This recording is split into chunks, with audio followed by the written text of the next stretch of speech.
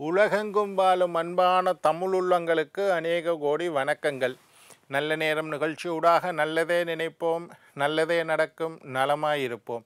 இன்றைய தினம் 15ஆம் தேதி 11ஆம் மாதம் 2025 மந்தவாசரம் என்று சொல்லக்கூடிய சனிக்கிழமை. விசுவாவசு வருடம் ஐப்பசி மாதம் 29ஆம் நாள். இன்று ஏகாதசி திதி, உத்திர நட்சத்திரம், மரண யோகம். விஷ்ணுவை நினைத்து ஏகாதசி விரதம் இருக்க வேண்டிய நாள். இன்றைய தினம் ராகு காலம் 9 மணி முதல் 10:30 மணி வரை. இன்றைய தினம் யமகண்டம் 1:30 மணி முதல் 3 மணி வரை. இன்றைய தினம் நல்ல நேரம் 3 மணி முதல் 4:30 மணி வரை. இன்றைய தினம் குளிகன் நேரம் 6 மணி முதல் 7:30 மணி வரை. இன்றைய தினம் சூளம் கிழக்கு, பரிகாரம் தயிர். அவிட்ட நட்சத்திரக்காரர்களுக்கு சந்திராஷ்டம தினம். அவிட்ட நட்சத்திரக்காரர்களுக்கு சந்திராஷ்டம தினம். இன்று தேய்பிறை தினம். என்ன நேர்களே, வாருங்கள் இனி இன்றைய தினத்திற்குண்டான ராசி பலன்களை பார்க்கலாம்.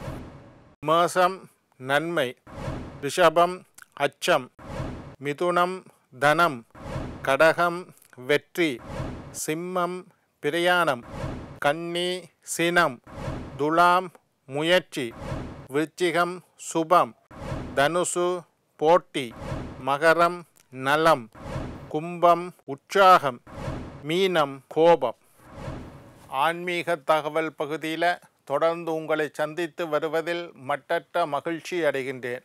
ஒவ்வொரு நாளும் ஒவ்வொரு புதிய அற்புதமான ஆன்மீக தகவல்களை உங்களோட பகிர்ந்து கொண்டு இருக்கிறோம். அந்த வகையில் இன்றைய தினமும் சில நல்ல விஷயங்களை, அற்புதமான விஷயங்கள், ஜோதிடம் சம்பந்தமான விஷயங்களை உங்களோட பகிர்ந்து கொள்ள காத்திருக்கிறேன். எங்களுடைய நிகழ்ச்சிக்கு நீங்கள் தரக்கூடிய பேராதரவு என்னை மகிழ்ச்சி அடைய செய்கின்றது. எங்களுடைய நிகழ்ச்சி சம்பந்தமாக, ஆன்மீகம் சம்பந்தமாக உங்களுக்கு ஏதாவது கேள்விகள் இருப்பின் சக்தி டிவி நல்ல நேரம் நிகழ்ச்சி தயாரிப்பாளர் என்று எழுதி கீழ்கண்ட முகவரிக்கு கடிதம் மூலம் தகுந்த கேள்விகளை என்னுடன் தொடர்பு கொண்டால் தகுந்த கேள்விகளுக்குண்டான பதிலை தொடர்ந்து வரக்கூடிய நிகழ்ச்சியில் நான் உங்களுக்காக தர காத்திருக்கின்றேன். இன்றைக்கு என்னத்தை பற்றி பார்க்க போனோம்னா, செவ்வாய். ஜோதிடத்தில் செவ்வாய் என்ற கிரகத்தை பற்றி பார்க்க போகிறோம். 9 கிரகம் இருக்குது. சூரியன், சந்திரன், செவ்வாய், புதன், வியாழன், வெள்ளி, சனி, ராகு, கேது என்று சொல்லக்கூடிய நவ கிரகங்கள். நவம் என்றால் 9 நவ கிரகங்கள். இந்த நவ கிரகத்தில் செவ்வாய் என்று சொல்லக்கூடிய கிரகம் ஒரு முக்கியமான கிரகம். 9 கிரகமுமே ஏதோ ஒரு வகையில் முக்கியமானதாக இருந்தாலும் இந்த செவ்வாய் என்பது ஜோதிடத்தில் முக்கியமான ஒரு கிரகங்கள். மோஸ்ட் இம்பார்ட்டன்ட் பிளானட் செவ்வாய். ஜாதகத்தை எடுத்தோடனே உங்களுக்கு தெரியும் செவ்வாய் தோஷம் இருக்கா இல்லையான்னு பார்க்குறோம். செவ்வாய் தோஷம் என்பது பிரபல்யமான விஷயம். 2 தோஷத்தை பற்றி தான் எல்லா பொதுமக்களுக்கும் தெரியும். மிச்சமெல்லாம் ஜோதிட ரீதியாக உள்ள தோஷங்கள். அதை ஜோதிடத்தை பற்றி கொஞ்சம் அறிவுள்ளவர்களுக்கு தெரியும். ஆனால் எல்லாருக்கும் தெரியும் செவ்வாய் தோஷம், நாகதோஷம். பிள்ளைகளுக்கு கல்யாணம் முடிக்கிறதுக்கு ஜாதகத்தை எடுத்தோடனே செவ்வாய் தோஷம் இருக்கா இல்லையா, செவ்வாய் தோஷம் உள்ள பெண் வேணுமா, செவ்வாய் தோஷம் இல்லாத பெண் வேணுமா, செவ்வாய் தோஷம் மாப்பிள்ளைக்கு இருக்கா, மாப்பிள்ளைக்கு செவ்வாய் தோஷம். இந்த செவ்வாய் தோஷம் என்பது பலராலும் பலவாறாக அடிபடக்கூடிய ஒரு தோஷம். செவ்வாய் என்னத்துக்கு காரகன் என்றால் பூமி காரகன் செவ்வாய். நீங்கள் எல்லாரும் திருமணத்துக்கு செவ்வாய் தோஷத்தை பார்க்குறதை ஒழிய செவ்வாய்க்குண்டான நல்ல குணங்களும் இருக்குது. பூமி காரகன் செவ்வாய். ஒருத்தருடைய ஜாதகத்தில் செவ்வாய் பலமாக இருந்தால் அவருக்கு காணி, பூமி, நிலம், வீடு, வாகனம் எல்லாம் அமையும். பூமிக்காரகன் என்றால் நிலத்துக்கு அதிபதி. செவ்வாய் நல்லா இருக்கிறார்கள், தொழில் ஸ்தானத்தோட செவ்வாய் தொடர்பு இருந்தால் அவையில் ரியல் எஸ்டேட் செய்வேணும். பூமியினால் அவர்களுக்கு லாபம் கிடைக்கும். குறைஞ்ச விலைக்கு ஒரு வீடை வாங்கிவினம், கூடிய விலைக்கு விற்பினம். அதெல்லாம் செவ்வாய் அதிபதி பூமிக்காரகன். பூமிக்கு மட்டுமா செவ்வாய் அதிபதி? வாகனத்திற்கும் செவ்வாய் அதிபதி. ஒருத்தண்ட ஜாதகத்தில் செவ்வாய் உச்சம் அடைந்தால் ஆடம்பரமான வாகனம் வைத்திருப்பான். செவ்வாய் பலமடைந்தால் வாகன யோகம் உண்டு. விதம் விதமான வாகனம். சில பேரை பார்க்குறோம், 3 கார் வச்சிருப்பினோம், 4 கார் வச்சிருப்பினோம். அவையோட குடும்பத்தில் 5 வாகனங்கள், 5 பேருக்கு 5 வாகனங்கள் இருக்கும். ஒருத்தனே 2 வாகனம் வச்சிருப்பான். இதற்கெல்லாம் காரணம் செவ்வாய். ஜாதகத்தில் செவ்வாய் பலமாக இருந்தால் பூமி, வீடு, வாகனம் 2 வீடு வச்சிருக்கிறார்கள், வீடை கட்டி வாடகைக்கு விடுறார்கள், இவைகளுக்கெல்லாம் செவ்வாய் பலமாக இருக்கணும். செவ்வாய் நல்ல இடத்தில் இருந்தால் வாழ்க்கை வளமாக இருக்கும். செவ்வாயை பல பேர் தோஷக்கிரகமாக மட்டும் நினைச்சு கொள்வது. செவ்வாய் தோஷத்தை மட்டும் செவ்வாய் இல்லை. செவ்வாய் நல்லா இருந்தால் வாழ்க்கை வளமாக இருக்கும். சந்தோஷமாக வீடு வாகனத்தோட குடும்பத்தோட சந்தோஷமாக இருப்பான். விவசாயி 4ல் செவ்வாய் 10ல் செவ்வாய் இருந்தால் விவசாயம் செய்யக்கூடிய வாய்ப்பு ஏற்படும். 4வது வீட்டில் 10வது வீட்டில் செவ்வாய் பலமாக இருந்தால் நல்ல விவசாயியாக இருப்பார். நல்ல விவசாயத்தில் பெரிய அளவு பணம் சம்பாதிக்கக்கூடியவராக இருப்பார். அதே மாதிரி மருத்துவத்தோட பார்க்கக்குள்ள அறுவை சிகிச்சைக்கும் செவ்வாய் தான் அதிபதி. அறுவை சிகிச்சை என்ன? ஒப்ரேஷன் செய்யக்கூடிய வாய்ப்பு 4, 10ல் செவ்வாய் இருந்தால் அறுவை சிகிச்சை நடக்கக்கூடிய வாய்ப்பு. 6வது வீட்டில் செவ்வாய் இருந்தால் அறுவை சிகிச்சை, மருத்துவத்தில் பிரச்சனை, இதுகளெல்லாம் இருக்குது. அதே மாதிரி செவ்வாயும் சுக்கிரனும் சம்பந்தப்பட்ட அவையில் பிளாஸ்டிக் சர்ஜரி சம்பந்தமாக கல்வி கற்கலாம்.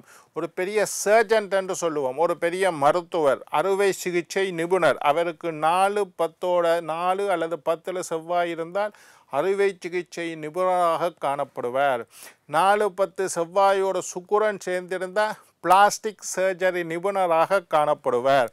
அரசியல்வாதி, அதாவது செவ்வாய் 10ல் பலமாக இருந்தால், 10வது வீட்டில் செவ்வாய் உச்சமடைந்தால், ஆட்சி அடைந்தால், பலமாக இருந்தால் நல்ல அரசியல்வாதியாக இருப்பார். நல்ல பேச்சு வன்மை, அதிகார தோரணை, கம்பீரமான தோற்றம், எதுக்கும் அடங்காத ஆணவம், இதெல்லாம் செவ்வாய் தரக்கூடியது. செவ்வாய் தான் இதெல்லாம் தருவார். அரசியல்வாதிகளோட ஜாதகத்தை பாருங்க, சூரியன் செவ்வாய் பலமாக இருந்தால் அரசியலில் பிரகாசிப்பார்கள். நல்ல சமூக சேவை செய்வினம், மக்கள்கிட்ட நல்ல செல்வாக்கு இருக்கும், எதையும் சிந்தித்து செயல்படக்கூடிய ஆற்றல் இருக்கும், அவர்களுடைய தோற்றத்தில் ஒரு கம்பீரம் இருக்கும்.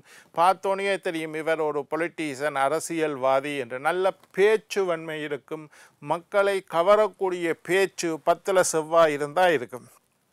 9ல் செவ்வாய் இருந்தால் நல்ல திருமண வாழ்க்கை அமையும். 9ல் செவ்வாய் இருந்தால் செவ்வாய் தோஷம் இல்லை, நல்ல திருமண வாழ்க்கை அமையும். யாருக்கெல்லாம் 9ல் செவ்வாய் இருக்குதோ அவர்கள் குடும்பத்துடன் மகிழ்ச்சியாக சந்தோஷமாக வாழ்வார்கள். 6ல் செவ்வாய் உச்சமாக இருந்தால், 6வது வீட்டில் செவ்வாய் உச்சம் பெற்றால் அவர் செல்வந்தராக காணப்படுவார். அவருடைய கையில் காசு வந்து கொண்டே இருக்கும். நல்ல செல்வந்தராகவும் செல்வாக்குடையவர்களாகவும் காணப்படுவார். 6ல் செவ்வாய் இருந்தால் ரியல் எஸ்டேட் தொழிலில் முன்னேற்றம் அடைவதற்கு வாய்ப்பு இருக்குது. ரியல் எஸ்டேட், காணி வாங்கிறது விற்கிறது, வீடு வாங்கிறது விற்கிறது, வீடு காணி தரகர் வேலை செய்கிறது, வாங்கி கொடுக்கறது, இந்த மாதிரி வேலைகள் எல்லாம் செய்வினர். செவ்வாய் ஒரு பக்கத்தில் யோகக்காரகன், இன்னொரு பக்கத்தில் செவ்வாய் தோஷத்தை தந்தாலும் இன்னொரு பக்கம் பார்க்கக்குள்ள செவ்வாய் ஒரு மிகப்பெரிய யோகக்காரகன். வாழ்க்கையில் பலவிதமான யோகங்களை தரக்கூடிய கிரகமாகவும் செவ்வாய் அமைகின்றது. செவ்வாய் தைரியக்காரன். எவரொருவருக்கு செவ்வாய் பலமாக இருக்கின்றதோ அவர் தைரியமானவராக இருப்பார். தைரியமாக எதையும் எதிர்கொள்ளக்கூடிய ஆற்றல் இருக்கும். அவைகளுக்கு பெருசாக எல்லாத்தையும் கண்டு பயப்படுற ஆக்கள் இல்லை. தைரியக்காரர்கள், மன தைரியம் அவர்களுக்கு இருக்கும். எதையும் தைரியமாக எதிர்கொள்ளக்கூடிய ஆற்றல் இருக்கும். செவ்வாய் தோஷம் என்றது வேறு. லக்னத்தில் செவ்வாய் இருந்தால், 2ல் செவ்வாய் இருந்தால், 4ல் செவ்வாய் இருந்தால், 7ல் செவ்வாய் இருந்தால், 8ல் செவ்வாய் இருந்தால், 12ல் செவ்வாய், இந்த 6 இடங்கள் ஜாதகத்தில் மொத்தமே 12 இடம்தான் இருக்குது, 12 கட்டம். இந்த 6 கட்டத்தில் செவ்வாய் இருந்தால் லக்னத்தில் 2ல் 4ல் 7ல் 8ல் 12ல் இந்த இடங்களில் செவ்வாய் இருந்தால் நாங்கள் அதை செவ்வாய் தோஷம் உடைய ஜாதகம் என்று சொல்கிறோம். இந்த 6 இடத்துலையும் செவ்வாய் இருந்தால் செவ்வாய் குற்றம் உண்டு, செவ்வாய் தோஷம் உண்டு. இதில் விதிவிலக்கு இருக்குது. செவ்வாய் ஆட்சியாக இருந்தால், மேசத்தில் செவ்வாய் இருந்தால் செவ்வாய் ஆட்சி, அப்போ செவ்வாய் தோஷம் பெருசாக வேலை செய்யாது. இந்த மாதிரி 6 இடத்துல இருந்து செவ்வாய் தோஷம் ஏற்பட்டாலும் செவ்வாய் ஆட்சியாக இருந்தால் செவ்வாய் தோஷம் இல்லை. செவ்வாய் உச்சமாக இருந்தால் செவ்வாய் தோஷம் இல்லை. கடகத்தில் செவ்வாய் நீசமாக இருந்தால் செவ்வாய் தோஷம் இல்லை. சூரியனோட செவ்வாய் சேர்ந்தால் செவ்வாய் தோஷம் இல்லை. செவ்வாயை குரு பார்த்தால் செவ்வாய் தோஷம் அல்ல. குருவோட செவ்வாய் சேர்ந்திருந்தால் செவ்வாய் தோஷம் இல்லை. இந்த மாதிரி நிறைய விதிவிலக்கு இப்போ உங்களுக்கு விளங்கக்கூடியது, சாதாரணமாக அறியக்கூடிய விதிவிலக்க சொன்னேன். இன்னும் நிறைய சூட்சுமமான விதிவிலக்குகள் இருக்குது. இந்த மாதிரி நான் சொன்ன மாதிரி 6 இடங்களில் செவ்வாய் இருந்தாலும் ஒருத்தருடைய ஜாதகத்தில் 12ல் செவ்வாய், ஆனால் அந்த 12வது வீடு மோசமாக அடைஞ்சு செவ்வாய் ஆட்சியாக இருக்கார், அவருக்கு செவ்வாய் தோஷம் இல்லை. இன்னொருத்தருக்கு கடகத்தில் செவ்வாய் நீசம், அவருக்கு லக்ன செவ்வாய், லக்னாதிபதியே கடகம், அப்போ செவ்வாய் தோஷம் இல்லை. இந்த மாதிரி செவ்வாய் தோஷங்கள் இருந்தாலும் செவ்வாய் தோஷத்துக்கு விதிவிலக்கு உண்டு. செவ்வாய்க்கு அதிபதி யாருன்னு பார்த்தா முருகப்பெருமான். ஒரு கிரகத்தை பற்றி பேசுகிறேன்னா நிறைய விஷயங்கள் பேசிக்கொண்டே போகலாம், ஏகப்பட்ட விஷயங்கள் இருக்குது. 9 கிரகங்களை பற்றியும் நீங்கள் தெரிஞ்சு கொள்ளணும். ஜோதிடம் கற்கக்கூடியவர்கள் 9 கிரகத்தை பற்றி தெளிவாக அக்கு வேறு ஆணி வேறாக, எண்ணத்துக்கு காரகத்துவம், என்ன செய்வார், அவருடைய செவ்வாய் பலமாக இருந்தால் என்ன ஜாதகருக்கு நடக்கும், செவ்வாய் வீக்காக இருந்தால் என்ன நடக்கும், எல்லாம் தெரிஞ்சு கொள்ளணும். செவ்வாய்க்கு அதிபதி முருகன். முருகனை வழிபட்டால் செவ்வாய் தோஷம் உள்ளவர்களுக்கு செவ்வாய் தோஷம் நீங்கும். என்ன நேயர்களே, நாளை மற்றொரு நிகழ்ச்சியில் உங்களை சந்திக்கும் வரை உங்களிடம் விடைபெறுவது உங்கள் ஜோதிட சித்தர் டாக்டர் ராஜராஜ குருக்கள்.